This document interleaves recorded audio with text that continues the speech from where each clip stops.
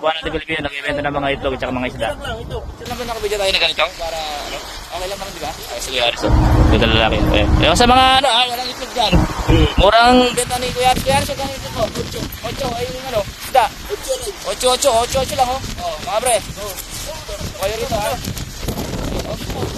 Ito, Kuya. Ay, si Kuya Aris, maganda. Galing. Kahit anong kulay meron, rainbow, kulay black, kulay brown. Ayan, si Kuya, oh. Practical. Galing sa kanya si Kuya, diskarte. Yan, tawag na diskarte, mga pre, oh. Kasa ka na dyan, tingnan mo, oh. Tingnan mo yung negosyo niya. Rolling store. Woo! Kuya, kunin ko yung cargo, no? Kunin mo na yung cargo. 20. May mga kulay green na itlog, eh.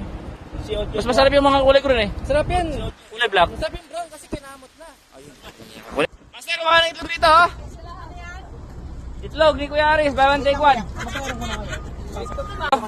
Murang-mura lang to. Wala nang iba. Ano yun? Salmon, may galonggong, may tuyo, may tinapa, kamatis, bagong, kompleto yan, ano, yan si Kuya. Ano pa ako sa bahay eh? Oh. Nagbinipig kasi kami kaya. Kaya pala naman, marami. Labi yan. Uy, ano, kukuha, hindi. Tingin-tingin lang. Kuya, yasin mo muna yung itlog natin.